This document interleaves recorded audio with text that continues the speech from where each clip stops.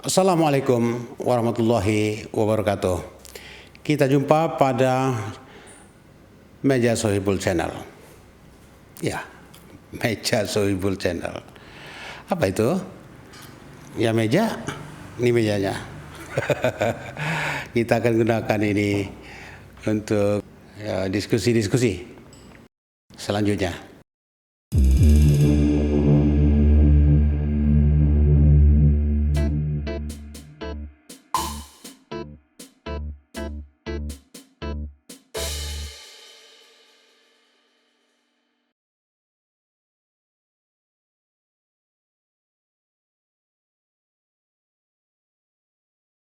Akan ada telahan teoritis terkait dengan fenomena sosial, politik, budaya, juga mungkin ekonomi.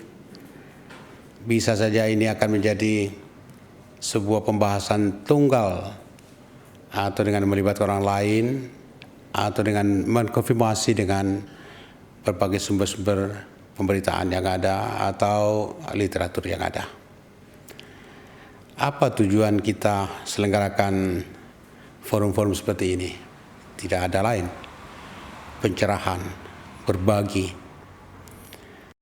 Apakah Anda cukup kompeten untuk membicarakan hal-hal seperti itu? Bukan itu intinya. Sampaikan sesuatu yang baik itu, yang bermanfaat itu, walau sekelumit data saja.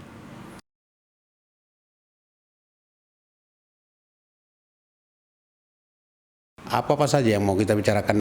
Misalkan nanti tahun 2024 Indonesia akan memasuki tahun politik, itu pemilu legislatif, DPD dan presiden. Setelah itu nanti bulan November akan diselenggarakan pemilihan kepala daerah serentak Indonesia. Inti dari masalah kita adalah bahwa setiap ada perhelatan, pokok perhatian yang paling utama bagi elit dan yang akhirnya melibatkan rakyat adalah pada soal-soal yang sifatnya itu kandidasi, elektorasi, dan kompetisi. Jadi siapa calonnya, partai apa, diskusi-diskusi ke arah itu. Sehingga lupa hal paling substantif. Apa itu? Sebetulnya kita berpemilu untuk apa? Jika bukan untuk maslahat rakyat, untuk apa semua perhelatan itu ada? Pemilu itu apa? Jadi ini yang rada-rada lupa dan mengikut pada rentak irama yang dikendalikan oleh elit, semua pada memusatkan pikiran pada kandidat-kandidat itu. Dan dialog-dialognya menjadi sangat tidak bermutu, penuh saling saing yang tidak sehat, dan bahkan caci maki juga dianggap menjadi hal biasa, baik di media sosial maupun dalam perbincangan-perbincangan informal di beberapa tempat. Kita ingin menggeser itu, menggeser dari wilayah-wilayah kandidasi belaka, tapi pada wilayah gagasan-gagasan yang akan dipertengkarkan untuk mendapatkan satu rumus. Mau diapakan Indonesia ke depan? Jangan menjadi pameo lama, arang habis besi binasa, wolak-walik pemilu, tapi rejim yang tampil dari pemilu itu biasa-biasa aja itu. Bisa berjanji tapi tidak bisa mewujudkan apa yang dijanjikannya. Karena itu kita mengawal. Pikirannya seperti ini. Apabila kita bisa menebar diskusi yang tajam, yang kritis, yang objektif, yang lengkap, komprehensif tentang gagasan maslahat rakyat ke depan, dan itu yang menjadi determinan utama bagi motivasi memilih setiap rakyat, saya kira masalah-masalah yang terkait dengan kepemiluan sudah selesai. Kita sudah melampaui banyak hal yang tidak begitu penting, tapi masuk ke substansi bahwa pemilu hanya diperlukan untuk melahirkan dan melegitimasi sebuah rejim yang benar-benar memiliki kemampuan dan setia kepada rakyat. Oh, bagaimana cara menentukan kriteria rejim yang setia kepada rakyat? Mudah. Kita tarik aja pelajaran dari pembukaan Undang-Undang Dasar 45. Di sana ada paling tidak 5 gagasan besar. Pertama, Indonesia didirikan untuk menjamin segala bentuk penjajahan dihapus di permukaan bumi. Jadi bukan hanya di Medan, bukan hanya di Jawa, di mana-mana. Di seluruh dunia, di permukaan Indonesia sangat sensitif soal penjajahan itu karena dia 3,5 abad dijajah dan kemudian melihat penjajahan dia sangat anti. Walaupun penjajahan itu sendiri banyak model, banyak bentuk, bisa juga karena bangsa asing memiliki kebijakan tertentu dalam interaksi yang tidak begitu berimbang dan tidak adil sehingga yang satu menyusahkan yang lain, dia menghisap parasitis. Itu juga jenis penjajahan. Di dalam satu negara juga ada bentuk-bentuk penjajahan yang dilakukan antar satu dan lain warga, dan bahkan dengan tanpa kontrol yang baik, regulasi-regulasi, undang-undang bisa juga diciptakan atas dasar motivasi kepenjajahan. Ini satu yang menjadi determinan utama mengapa Indonesia didirikan, diberdekakan. Yang kedua, melindungi segenap bangsa dan seluruh tumpah darah. Itu ada pada pembukaan Undang-Undang 45 itu, manusianya dan juga wilayahnya. Kalau kita kaji apa itu rujukan tentang teori negara, ada 3 prasyarat konon kabarnya. Prasyarat pertama adalah penduduk, yang kedua wilayah, yang ketiga pengakuan internasional. Pengakuan internasional itu tidak selalu mudah, dan saya tidak mengatakan rumus qat'i dan final bahwa ini sebetulnya bisa diabaikan. Yang utama adalah bagaimana penduduk dan bagaimana wilayah sepakat mereka mendirikan sebuah negara. Ini yang terpenting. Kalau soal pengakuan itu, kita lihat Indonesia dalam sejarahnya merdeka tahun 45 tak diakui oleh Belanda di bawah sekutu, agresi 1, agresi 2, sehingga muncul perdebatan-perdebatan dalam berbagai konferensi, akhirnya konferensi meja bundar, situlah mereka akui kemerdekaan Indonesia. Jadi yang terpenting, yang menjadi determinan utama dalam pendirian negara adalah penduduk dan warga dan wilayahnya. Karena itu dalam diktum kedua tadi itu melindungi segenap bangsa dan seluruh tumpah darah. Itu harga mati. Yang ketiga, memajukan kesejahteraan umum. Kesejahteraan itu berasal kata dari mana? Arab punya, Barat punya. Dua-duanya mungkin memiliki kesamaan. Tapi dalam konsep-konsep seperti itu, social welfare, welfare state dan sebagainya itu pada umumnya adalah penempatan warga menjadi determinan utama pada setiap kebijakan. Bagaimana membuat rakyat itu, penduduk itu memiliki kesempatan hidup untuk terus tumbuh, berkembang, dan terjamin kesejahteraannya. Hak hidup, kesejahteraan, pekerjaan, dan lain sebagainya, hak-hak dasar seperti itu. Gagasan-gagasan di dalam welfare state itu sangat luas dan terus dinamis. Ada misalnya itu universal basic income, bahwa ada kewajiban bagi negara dan pemerintahan untuk memberikan penghasilan dasar bagi setiap individu. Kenapa? Memang negara dan pemerintahan didirikan untuk melindungi segenap bangsa. Sudah dipastikan bahwa di setiap bangsa dan negara akan ada ketimpangan kemampuan, akses, dan lain sebagainya itu. Jangan sempat ada orang yang tidak memiliki harapan hidup. Karena itu harus dijamin universal basic income.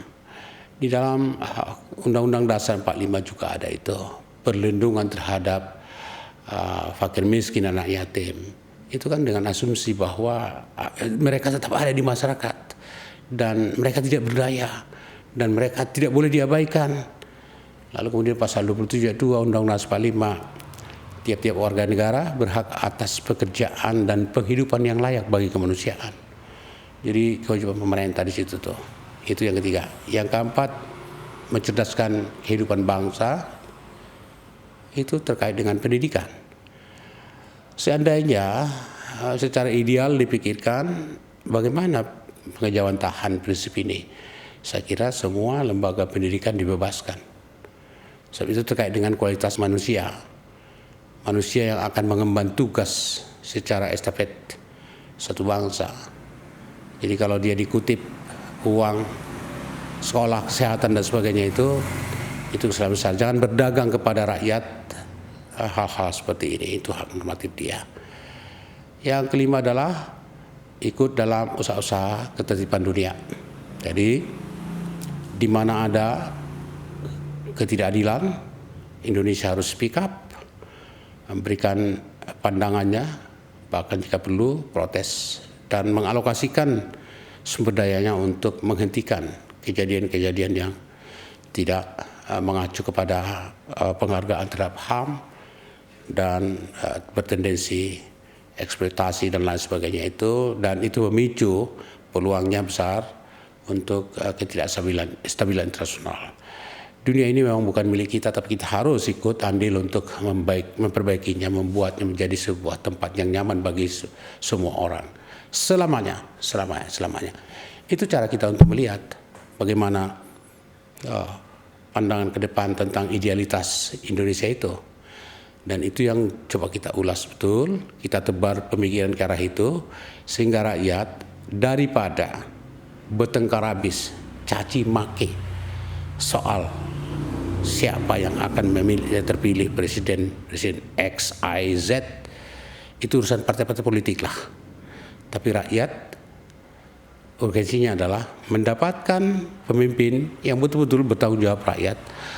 Tanggung jawab itu dilihat dari mana?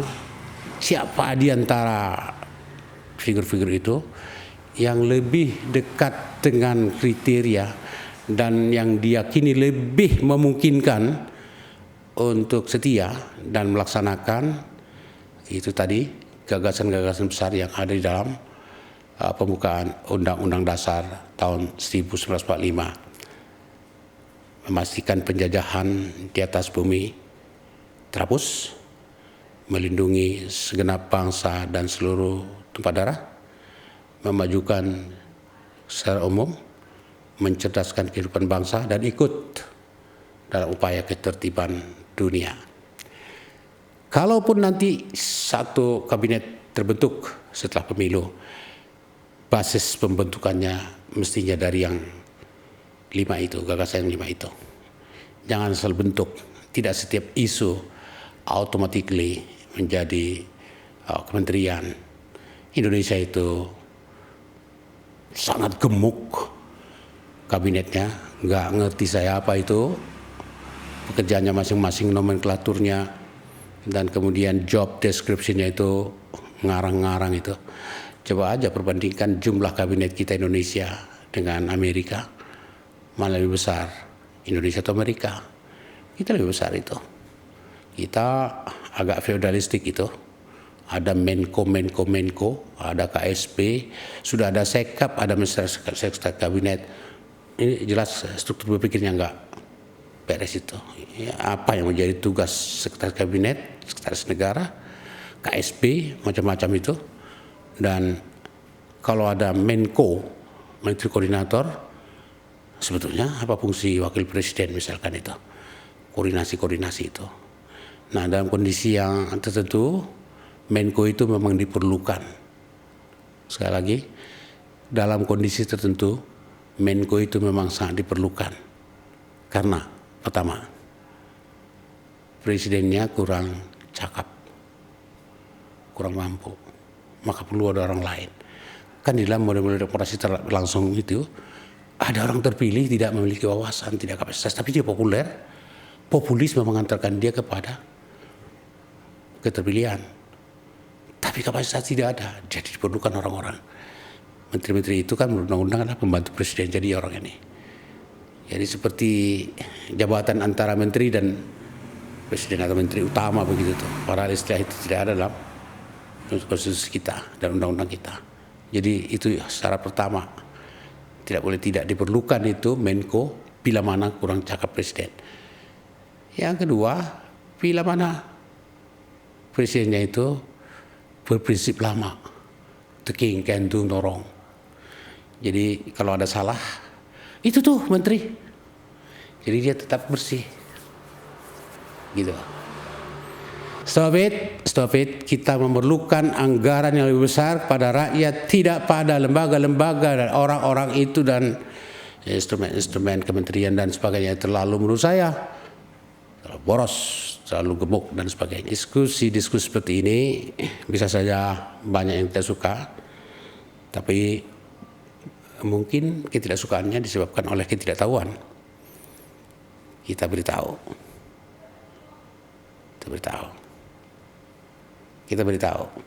Terima kasih. Assalamualaikum warahmatullahi wabarakatuh.